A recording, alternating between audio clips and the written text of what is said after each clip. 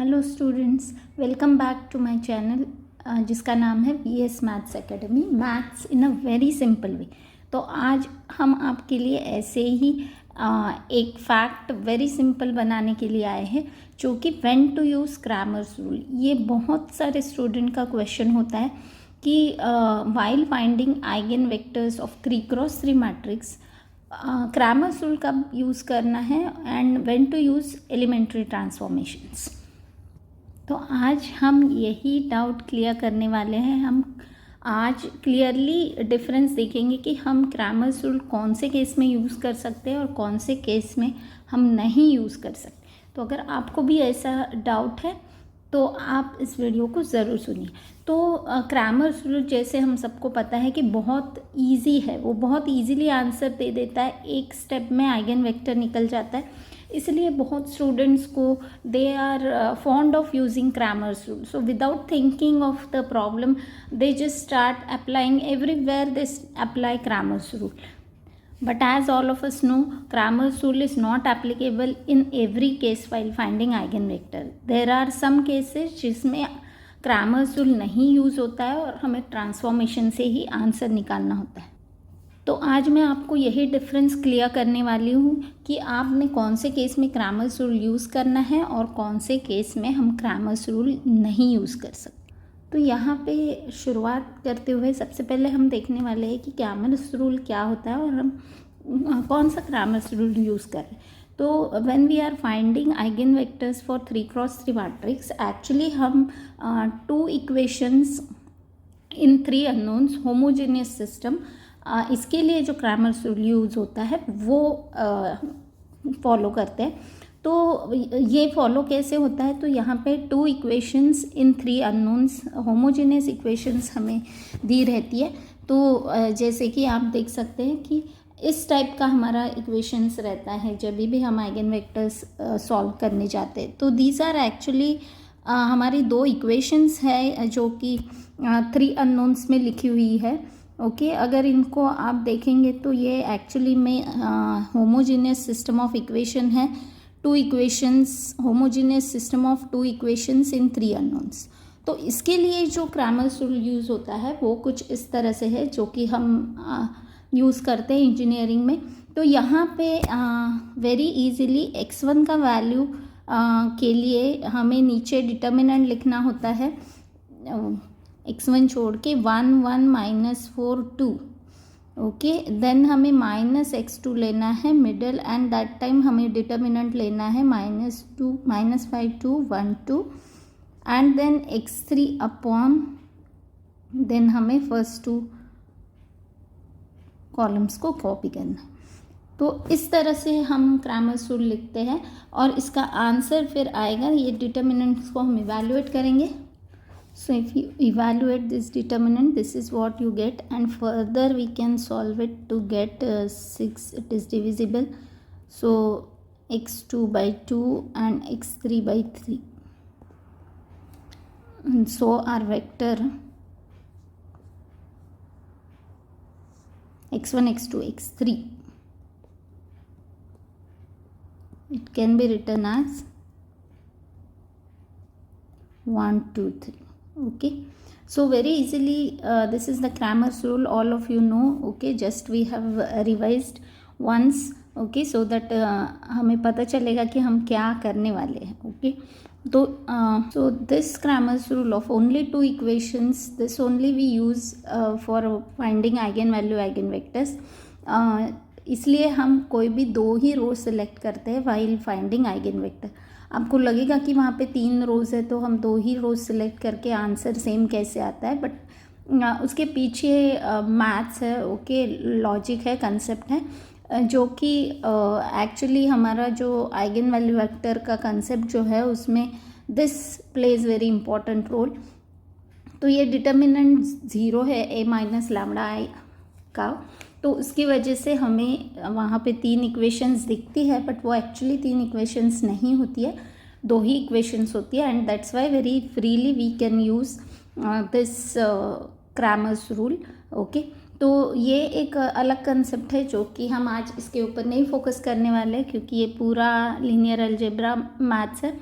तो हम सिर्फ देखने वाले हैं कि क्रामर्स रूल कब यूज़ करना है और नहीं करना है वाइल फाइंडिंग आइगन वैल्यू, क्योंकि अगर ये कंसेप्ट एक्चुअल कंसेप्ट हमें एक्सप्लेन करना है तो हमें और दूसरी वीडियो बनानी पड़ेगी, और आज की वीडियो का मोटिव कुछ अलग है। ओके, तो आज मैं आपको एक सीक्रेट बात बताना चाहूँगी, जो कि आपके जो एग्ज़ाम्पल है आइगन वैल्यू वेक्टर्स फाइंड करने का, वो खुद आपको बताता है, क्लू देता है या इशारा करता है कि आपको क्रामर्स रूल यूज़ करना है या नहीं करना है। ओके, तो I am not kidding, really example ही आपको ये क्लू देता है। आप बोलेंगे मैडम एग्ज़ाम्पल कैसे हमें बताएगा, तो यस, हमें एग्ज़ाम्पल्स ये क्लू देता है, बट जो बोलते हैं ना कि इशारा समझने वाले पे होता है। अगर हमें इशारा समझ ही नहीं आए तो हम कैसे समझ पाएंगे कि क्रामर्स रूल यूज़ करना है या नहीं करना। तो आज हम वही इशारे समझेंगे। ओके, वो क्लूज़ हम समझ लेंगे कि कैसे हमें पता चलता है या कैसे हमें एग्ज़ाम्पल खुद बताता है कि उसके लिए क्रामर्स रूल यूज़ होगा, या हमें आइगन वेक्टर निकालने के लिए लीनियर ट्रांसफॉर्मेशंस या एलिमेंट्री ट्रांसफॉर्मेशंस यूज़ करने। तो अगर हम ऊपर से बात करेंगे ये टॉपिक की, तो हमें एक बात सबको पता है कि जब आइगन वैल्यूज़ डिस्टिंक्ट है, A has distinct eigen value, distinct मतलब डिफरेंट, सो सारे आइगन वैल्यूज़ अगर डिस्टिंक्ट है then we can always use Cramer's rule. Okay, तो इस केस में क्रामर्स रूल एप्लीकेबल होता है। और अगर आइगन वैल्यूज़ डिस्टिंक्ट नहीं है, क्रामर्स रूल एप्लीकेबल होता है A has repeated eigen values. तो अगर आइगन वैल्यू रिपीट है तो इस केस में Cramer's rule may be used और may not be used. Okay, तो बहुत लोग कंफ्यूज हो जाते हैं ये वाले केस में रिपीट आइगन वैल्यू के टाइम। सो बहुत सिंपल वे से कुछ लोग ऐसे ही याद करते हैं कि जब आइगन वैल्यू डिस्टिंक्ट है क्रामर्स रूल यूज़ करना है, और आइगन वैल्यू रिपीटेड है क्रामर्स रूल को अवॉइड करना है। बट एक्चुअली ऐसा नहीं है। क्रामर्स रूल जो है, जैसे कि हम सबको पता है कि बहुत इजीली आंसर देता है, तो ऑब्वियसली स्टूडेंट टेम्प्ट होते हैं उसको यूज़ करने के लिए, और बिना सोचे सारे केसेस में क्रामर्स रूल यूज़ कर देते हैं, और समटाइम्स रॉन्ग आंसर आता है, क्योंकि यहाँ पे जैसे हमने बोला sometimes it has not to be use. तो आज हम देखेंगे कि when to use Cramer's rule. तो जैसे मैंने आपको बताया कि एग्ज़ाम्पल जो है वो खुद ही हमें क्लू देता है, तो हमें एग्ज़ाम्पल ही कंसिडर करके देखना पड़ेगा। तो यहाँ पे मैं अभी 2 एग्ज़ाम्पल कंसिडर करने वाली हूँ। एक में क्रामर्स रूल यूज़ होता है और दूसरे में नहीं यूज़ होता है, और हम क्लियरली डिफरेंस देखेंगे। तो यहाँ पे देखिए मैंने 3 एग्ज़ाम्पल कंसिडर कर लिए हैं। ओके, तो पहला जो एग्ज़ाम्पल है उसके आइगन वैल्यूज़ हम देख पा रहे हैं 0, 3 एंड 15 है। तो इस केस में हम because eigen values are distinct,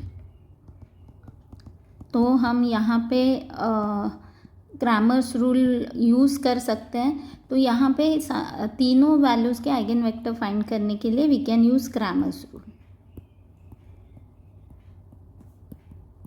okay, तो देखते हैं अभी ये 2 केस में। तो यहाँ और यहाँ पे you can see the eigen values are repeat. Okay, तो रिपीट आइगन वैल्यूज़ है, तो इसमें हम देखेंगे ये 2 एग्जांपल हमें एक्सप्लोर करने की ज़रूरत है। तो इसमें एक में हमें क्रामर्स रूल यूज़ होगा और एक में नहीं होगा। तो जैसे मैंने बताया आपको कि एग्जाम्पल हमें खुद हिंट देगा, तो हम आइए अभी ये 2 एग्जाम्पल को हम आगे एक्सप्लोर करेंगे। तो यहाँ पे भी देखिए कि 0, 3, 5 तीनों के लिए Cramer's rule can be use. यहाँ 5 के लिए 5 डिस्टिंक्ट है, so Cramer's rule can be use. लेकिन -3 के लिए वी नीड टू डिसाइड। वैसे ही यहाँ पे λ1 के लिए Cramer's rule can be used, but lambda 2 के लिए वी नीड टू डिसाइड। तो आइए हम अभी यहाँ पे चेक करेंगे। तो यहाँ पे मैंने दोनों मैट्रिक्स कॉपी कर ली है। तो ये जो बी मैट्रिक्स है वो हम लैम्डा -3 के लिए सॉल्व करेंगे और सी मैट्रिक्स जो है लैम्डा 2 के लिए सॉल्व करेंगे, क्योंकि ये हमारे 2 रिपीट आइगन वैल्यूज़ हैं। तो यहाँ देखिए अभी सब्स्टिट्यूट करने के बाद मेरा ये स्टेटस हुआ है। Okay, for matrix B this is the system I have to solve and matrix C this is the system I have to solve. तो अभी हमें देखना है कि क्रैमर्स रूल किस में अप्लाई। तो आइए पहले बी मैट्रिक्स पे फोकस करेंगे। तो इसमें देखिए जैसे क्रैमर्स रूल में हमें पता है कि 2 इक्वेशन की ज़रूरत होती है। तो 2 इक्वेशंस जो हम सिलेक्ट करेंगे वो डिफरेंट होने चाहिए, लीनियरली इंडिपेंडेंट मीन्स 2 इक्वेशंस अलग अलग होनी चाहिए। जबकि इस केस में अगर आप देखेंगे तो वैसा नहीं है, ये 2 इक्वेशंस जो है वो सेम ही है। जैसे अब तीनों इक्वेशंस सेम है, जैसे आप देख लो ये 2 - 3 है। ये लास्ट वाली लाइन जो है वो भी if I multiply R3 by -1, okay, तो वो लास्ट वाली लाइन जो है वो भी 1 2 -3 ही हो जाएगी। And if I divide R2 by 2 तो वो भी 1 2 -3 हो जाएगी। तो इन दिस केस अगर आप देखते हैं तो मेरे पास 2 अलग इक्वेशंस अवेलेबल ही नहीं है। तो क्रैमर्स रूल अगर हमें यूज़ करना है तो हमें 2 अलग इक्वेशंस चाहिए, तो ही हम उसे यूज़ कर सकते हैं। बट यहाँ पे ऐसा सिचुएशन नहीं है, ये तीनों इक्वेशंस सेम है जैसे आप देख पाए। लेकिन बहुत स्टूडेंट का ये कहना होता है कि हमें कैसे समझ आएगा मैम, ऐसे तो देख के मुझे तो लग रहा है कि 2 इक्वेशंस अलग इक्वेशंस है। तो यहाँ पे भी आपको 2 इम्पॉर्टेंट वेज है जिससे आपको पता चलता है। 2 वेज है, okay, 2 ways you can know. What are the 2 ways? एक तो जैसे कि मैंने ऑब्जर्वेशन किया, ओके, ऑब्जर्व, आपको ऑब्जर्व करना है और ऑब्जर्व करके आपको समझ आएगा कि अरे ये मल्टीपल है। और अगर आपने ऑब्जर्व नहीं किया, आप डायरेक्ट बढ़ रहे आगे, तो भी जो एग्जाम्पल है वो आपको खुद हिंट देगा कि अरे भाई you are doing something wrong. Okay, ये कैसे होगा? तो देख लीजिए कि अगर हमने 2 इक्वेशन चूज़ कर ली जैसे कि मैंने लिखी है, वो दिखने में थोड़ी अलग दिख रही है, तो अगर मैंने क्रैमर्स रूल इसके लिए लगाया, ओके, तो क्रैमर्स रूल के हिसाब से तो मैं बोल रही हूँ कि अगर आपने गलती से लगा भी दिया, ओके, क्रैमर्स रूल, तो देखिए सम आपको कैसे हिंट देगा खुद। तो इसका आंसर आप फाइंड कीजिए। तो इसका आंसर आएगा x1/c 12 -12 + 12 0 -x2 देखिए ये भी 0 आ रहा है एंड x3/4 - 4 ये भी 0 आए। तो आपका वेक्टर जो है वो आ रहा है 0 0 0, जो कि आइगन वेक्टर कभी नहीं होता है। ओके, 0 0 0 मिल रहा है, वो नॉट आइगन वेक्टर। तो ये एब्सर्ड आंसर है, ये कंप्लीट एब्सर्ड आंसर है। Okay, 0 0 0 as a eigen vector मिलना इज अ एब्सर्ड आंसर। तो यहाँ पे आपको जो जैसे मैं बता रही थी कि some will give you the example itself will give you the clue, will give you the hint that you are doing something wrong. तो ये वो हिंट है। आप ऐसे ही कोई भी 2 इक्वेशन सेलेक्ट करके देखिए। आपने ये 2 इक्वेशंस भी अगर सेलेक्ट कर ली, सेकंड एंड थर्ड या फर्स्ट एंड थर्ड, तो आपको दिख ही रही है कि वो सेम ही है, तो भी आपको ऐसे 0 0 0 आंसर आएगा। And some will tell you that you are not suppose to use the Cramer's rule. तो यहाँ पे वेरी क्लियरली हम लोग को पता चल रहा है we are not suppose to use Cramer's rule, no Cramer's rule. और हमें यहाँ पे we have to use transformation, use transformation. तो यही मैं जो आपको बता रही थी कि यही वो हिंट है जो एग्जाम्पल हमें खुद देता है। जैसे अभी आप ये सी एग्जाम्पल में हम देखेंगे, तो ये एग्जाम्पल में आप देखिए कि यहाँ पे 2 अलग row, that is 2 linearly independent rows are available. You select first 2 और you can even select the last two, ये दो भी आप सिलेक्ट कर सकते हैं, फर्स्ट एंड लास्ट, ये कोई भी दो आप उठाइए, वो अलग रोज़ है। तो अगर हमने इनको सेलेक्ट किया and if we are finding the answer, so let's find the answer. तो मैं यहाँ क्रैमर्स रूल लगाऊंगी तो मेरा आएगा x1 अपॉन, मैंने फर्स्ट टू रोज़ को सिलेक्ट किया है, सो माइनस x2 अपॉन, ये माइनस भूलना नहीं है, ओके, ये बहुत इम्पॉर्टेंट है। बहुत लोग क्रैमर्स रूल यूज़ करते समय ये मिडल का निगेटिव जो है उसे भूल जाते हैं और उसकी वजह से भी आपका आंसर रॉन्ग आता है। ओके, तो यहाँ पे देखिए मैंने इवैल्यूएट कर दिया है, तो हमें you can reduce it further, 2 से डिवाइड हो रहा है, तो x2 by 1 and x3 by -2। तो ऐसे हमारा जो वेक्टर जो है इस केस में आ रहा है x1 x2 x3 एज 3 1 -2। तो देखिए कितनी इजीली क्रैमर्स रूल अप्लाई हो गया। Okay, so example has allowed us to use the Cramer's rule, whereas in this case B matrix के केस में you have seen that when we have forcefully use the Cramer's rule तो हमें absurd answer आया है। तो यही जो वो हिंट है जो मैं बोल रही थी कि एग्जाम्पल हमें देता है और it clearly tells us when to use Cramer's rule and when not to use Cramer's rule.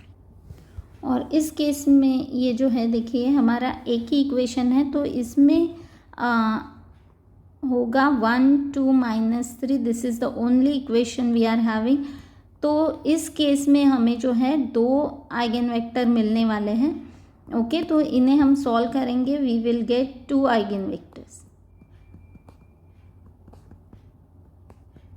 तो इस केस में हमें 2 आइगन वेक्टर्स मिलने वाले हैं। तो ये एक बहुत बड़ा हिंट है जो एग्जाम्पल हमें दे। तो यहाँ पे समराइज़ करते हुए हमने देखा कि बी मैट्रिक्स के लिए लैम्डा -3 जो कि रिपीट आइगन वैल्यू है, तो उस केस में क्रैमर्स रूल एप्लीकेबल नहीं है और हमें ये सिस्टम ऑफ इक्वेशन मिल रहा है। Okay, there is only one equation. And C matrix के केस में लैम्डा इक्वल टू 2 जो कि रिपीट आइगन वैल्यू है, उस केस में भी क्रैमर्स रूल एप्लीकेबल हुआ है और हमें आइगन वेक्टर v 3 1 -2 ये मिला है। तो ये जो हमें क्रैमर्स रूल एप्लीकेबल हो रहा है और नहीं हो रहा है, ये हमने देखा कि हमें एग्जाम्पल में ही कैसे क्लैरिटी मिल गया। बट ये जो चीज़ है इससे हमें और एक हिंट मिलता है जो कि हमारा डायगोनलाइजेबल होता है। Okay, matrix diagonalisable and not diagonalisable, तो इसका भी ये बहुत बड़ा हिंट है। जैसे अगर आपको रिपीट वैल्यू में क्रैमर्स रूल अप्लाई नहीं होता है तो ऐसा मैट्रिक्स हमेशा डायगोनलाइजेबल होता है। और अगर क्रैमर्स रूल अप्लाई हो गया, रिपीट वैल्यू के लिए क्रैमर्स रूल अप्लाई हो गया, तो वो मैट्रिक्स कभी भी डायगोनलाइजेबल नहीं होता है, नॉट डायगोनलाइजेबल। ये एक बहुत बड़ा हिंट है जो हमें ये कंसेप्ट से मिल रहा है। और आप देख सकते हैं ये क्यों होता है।